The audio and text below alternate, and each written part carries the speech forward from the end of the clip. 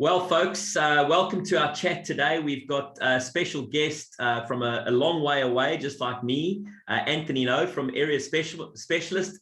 Welcome, Anthony. Hi guys, welcome. Thanks for having me on. No problem, mate. So where are you originally from? So from South Africa, obviously. We share the accent, yeah, just because of the climate over there, we decided that quite a while back, I figured that the future was better somewhere else. So came over with the kids, no idea of what to do, where to stay. We basically booked a school and found a house nearby and started looking for work around where the school was, I think. And when was that? How long have you been in Oz now? Yeah, 2006, so we're like 15 years nearly now, yeah. Okay. And so the kids and everyone's here now at the moment, right? That's right, yeah, everybody's here. Yeah. Beautiful. Well, congratulations, mate. I've done that nearly 20 years ago, 2002, so I know what's involved, and it's certainly not an easy transition. I think you know, to all expats and people who migrate for various reasons, my heart goes out to them, because I think it took me the best part of 12 years to finally feel like it was home. So it's a difficult one, isn't it, mate?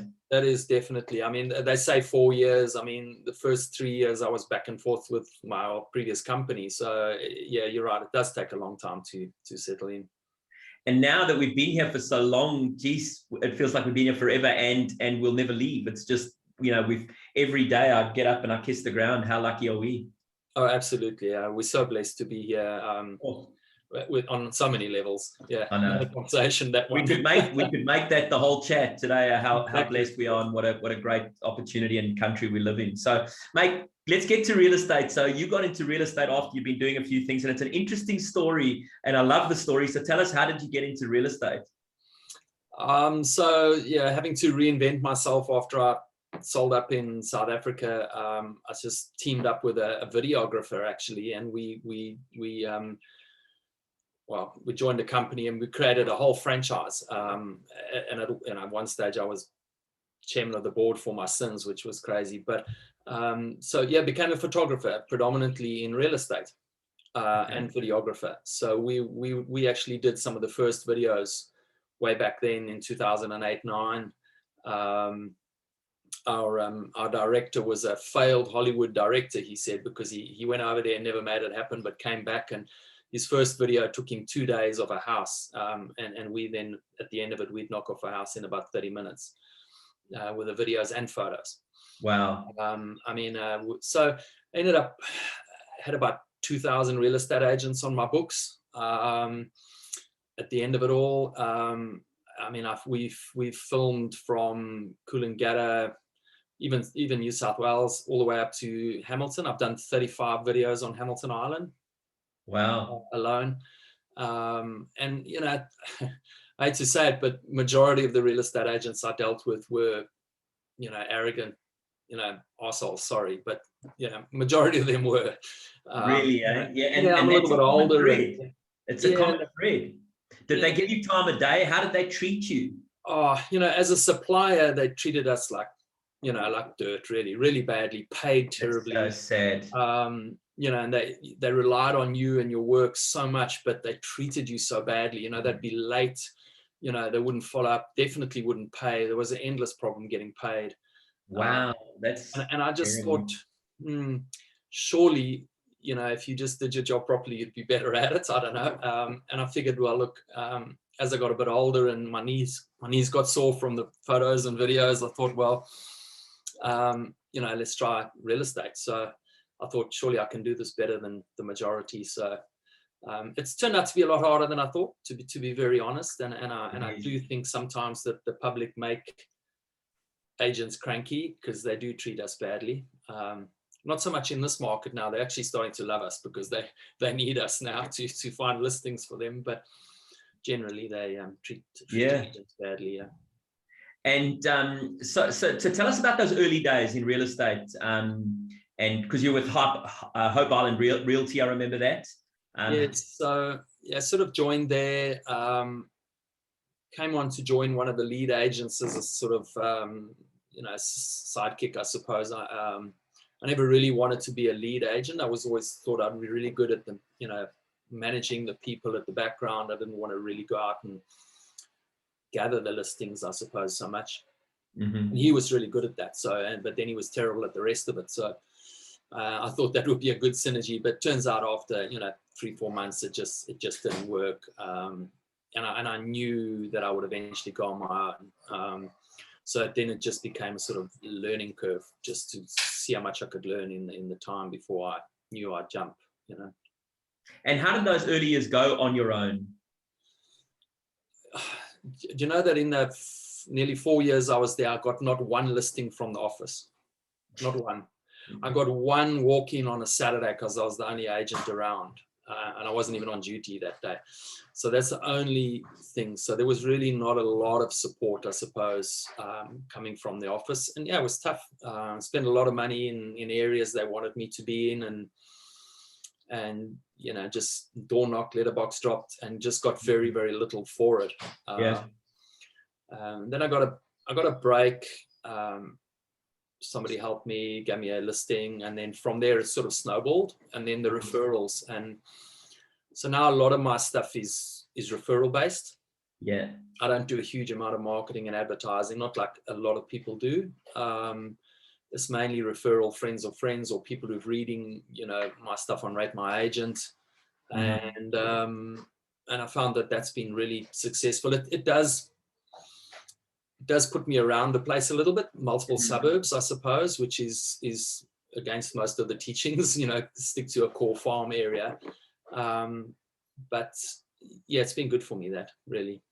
Well, there's two ways, really. I mean, you can focus on a core area, and without a doubt, that gives you an amazing sustainability, because business breeds business, and the momentum is important, and it's wonderful once you have it. But a lot of people who've got strong databases, it doesn't really matter where they are, as they're prospecting their database, and their database knows them, and their database is all over. So they tend to move, from place to place to place to place, but they're still prospecting, and they still got great reputations. They're still great real estate agents. It's just that they focus more on their database than they do on an area. Yeah, fair enough. And I think moving to area specialists, which thank you put me on to Michael Choi, and their naming is good. Area specialist, you can be anywhere, your area specialist, whichever area you're in. So where's Hope Island Realty? I know I lost a couple of listings based because people said, oh, but you're Hope Island, we're up at Ormo, you're miles away from us here, what do you know? So I did lose a couple with that, where the area specialist is quite clever. Yeah, look, it's a great brand. I know Michael personally, and believe it or not, Michael wasn't the only one I put you onto. It's just that I don't even think some of them got hold of you, and others just didn't really run with the ball. So Michael tended to, sink his teeth into you and not let go, as Michael does. So, but I think it was a good match for you, and a good, and what have you been with them now? More than 12 months? I think exactly 12 months. So we just we're just on 12 months now. So wow. when I moved, I knew I would need a coach. So I think we met at one of your Brisbane intensive real estate intensive in Brisbane. Yeah. And I think being South African obviously was an instant sort of thing, but obviously what you said really resonated with me. And I've so in my first 5 months on my own, so bearing in mind the first 3 months I've actually got nothing. Yes. I had no income, though I made a couple of sales, because you drop everything when you change agency. Of course. In first 5 months, I exceeded my previous year's GCI. Yeah, amazing. Yeah, you did incredibly well. Now, one of the things that because you and I were I was coaching you personally, and you were really sharing your challenges with me, and obviously you were a price agent prior to that, and I've always been an auction agent or a no price marketing agent, and so I've converted you, and it's worked really well. Tell us about that conversion and how that's changed your business. Yeah, so look, auction on the Gold Coast is apart from the big ones that Ray White do, those 2,000 properties at one of those mass things, have never really been popular up here. Brisbane's does quite a lot, but people are very I suppose, skeptical of it here. So Sure. I tried the sale by set date, which is the sort of, small brother, I suppose, of the auction, is that, had a really, the first one I did was fantastic. And you coached me right through that one, the wording, everything. We actually nailed that one beautifully. We got 4 offers. The one guy, Patrick, I remember his name, he changed his offer every week, because every week he came to the open home and he saw more people, and I told him there's more offers, and he said, well, I can go up another 10, I can put some more in. And sure enough, he did. Every week he put up his, and he actually never got it in the end. But on the last day, some lady came in and just in the FOMO, I suppose, put in a 35,000 higher than his. And the sellers were ecstatic, and so that was the first one that worked really, really well for me. And in fact, last Saturday I went into one of Warren. They're the #1 agents in Hope Island, and they have been for many, many years. Yeah. And he was doing an open because his house was just around the corner from one I've got, so I was just picking out the opposition. Yeah. And he said, oh, we love your sell by set date. We're going to start using it as well, because in Queensland we're getting so many offers, it's becoming a multiple offer situation. So you virtually at a sale by set date anyway, you might as well just go with it. So I thought, well, there's a big tick, thank you. Yeah, exactly. So the guys that you were learning off are now learning from you. How cool is that? Yeah, very cool. Yeah. And mate, are you doing majority of your sales sale by set date or sale by date or something like that? Yeah, so a mix of them. So contact agent, where we just sort of say, look, contact the agent, look, we don't really have a price point, but then give them a couple of comparables. Yes. Using your technique again, where you give them, one way too high, and a couple sort of around where you want it to be, and one way too low, and sort of give them the sort of an idea of where they want to be. Yeah, there's no smoke and mirrors. It's just, there's the sales evidence. Obviously, we've included a few that are below, because we know buyers are always looking for a bargain. Couple on the money, and then a couple of go-tos. If we can create enough competition, we'll go a bit further. So that's great. And just while we're on the subject, because it's obviously a passion of mine, tell us how powerful that date is, that decision date. Oh, well, that, like I said, the first one, that woman came flying in. We did a 2-hour open on the last day, and she came in at the death and put in way above everybody else. I'll never forget that. You were blown away. Yeah, I was. Yeah, so were the sellers. They were just ecstatic. Yeah. I'm doing one now, so Wednesday's our end date.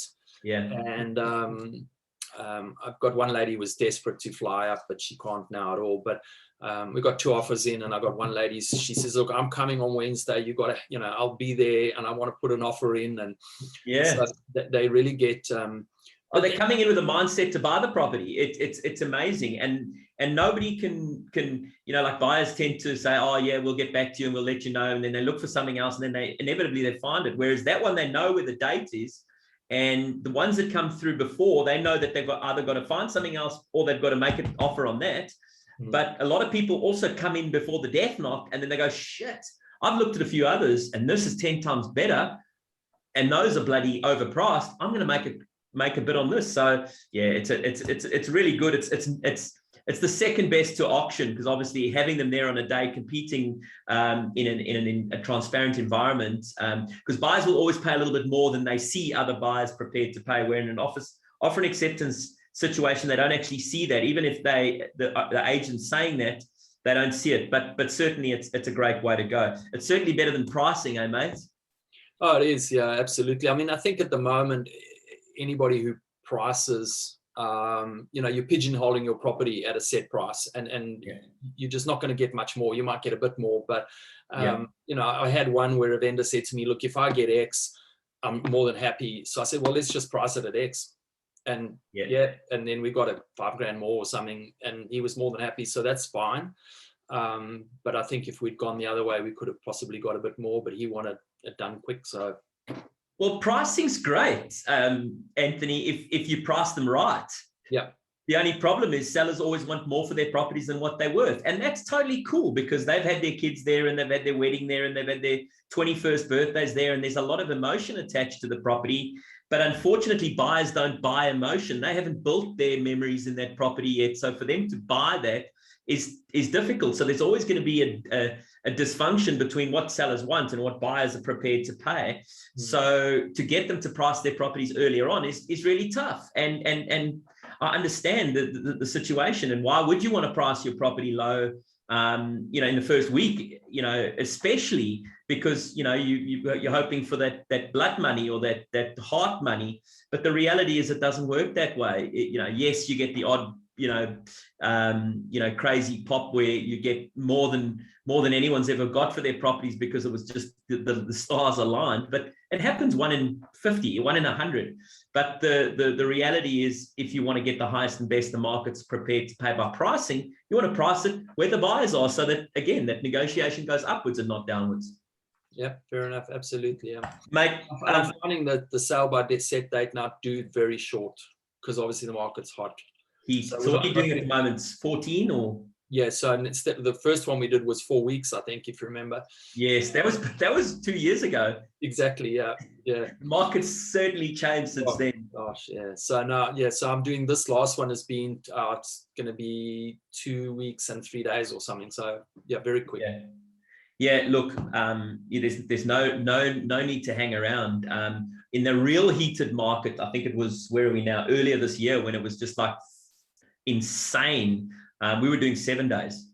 Wow. Yeah. We're doing basically Monday goes on the market. We have lots of a midweek inspection, Saturday, Sunday, offers invited on the Sunday night or auction, because that's what people were demanding it, because they couldn't wait a week because they might have missed out on something else. So it's cooled off a little bit, but it's still quite heated. So converted from price to no price. I'm really proud of that one, mate, because it took me a while to get you over the line on that one.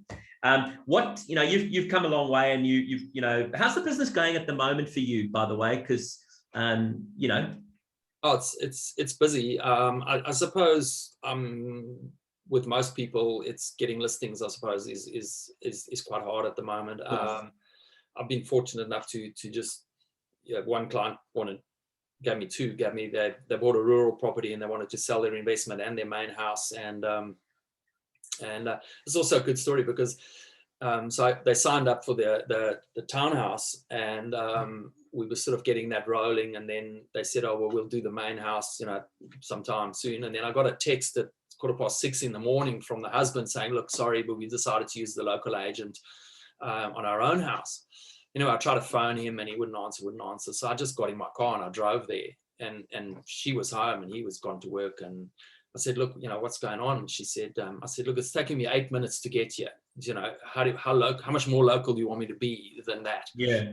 Anyway, I talked to her around, and we had the first open home, no price, thank you, 5 offers that day. And that was the Saturday, Sunday we accepted an offer. So they're blown our way. So be persistent. Well done, don't take a no. No, go around there. Oh, I love that, mate. It's awesome. So, mate, what tips would you give struggling agents or agents perhaps who are considering maybe making some big decisions? What advice would you give them? Look, I suppose for starting agents, I would just say be reliable. Get up, show up, be there on time every time. That'll create a precedent. People will see that and it'll happen. Answer your phone, answer the emails, just do everything you got to do. But just be reliable. The other thing I think that I find that stands out for me, and it's part of one of the things you got me onto, was doing something like a calendar. So Tuesday's my day. Tuesday I phone anybody. I've got contracts. I've got 4 now. So I got phone everybody, buyer and seller, on a Tuesday. And I mean, I had a couple of months ago, I had Jesse, I phoned him and he said, oh, hi, Anthony, it must be Tuesday because you're phoning me. So, and that was great, so they know that I'm following up, even if there's nothing to say, just, hey, is everything still on track on your side of things? Is finance, are you getting it done? Whatever it is, just be consistent. And one of my slogans is working beyond the sale.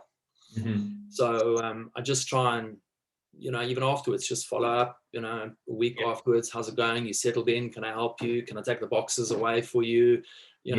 Just stuff like that. And then, 3 months, 6 months, just try and be there, not just take the money and run, I think. Be approachable, yeah. Yeah, and I think that's what gets you the referral, the good referral, where people will say, geez, he was there right through from the beginning. Even afterwards, we've sort of, we kept in touch, or we're going to have a coffee or something. So it's been good that way. And I think that's, any agent can benefit from that, I suppose. And I suppose, you've seen a few different markets now, even in your short career as a real estate agent. What importance do you place on a system like the agent success system and the coaching like we had, or we have, because we still talk regularly on Voxer and personally like this?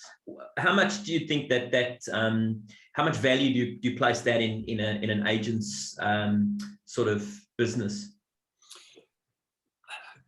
Look, in the beginning, it was totally invaluable. There was just so many things, the scripts and dialogues that I learned, just and the little tips. I mean, the pre-appraisal box. I mean, people just love that. I mean, you can't. It's just amazing, and you've got to be 2 steps ahead of the other guy with that. You've got to be.